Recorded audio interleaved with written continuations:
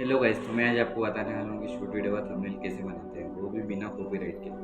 एकदम professional level पर। जो काम आप घंटों में करते हो वो आज मैं आपको मिनटों में करके बताऊंगा। किसी भी प्रोफेशनल एडिटर की ज़रूरत नहीं है।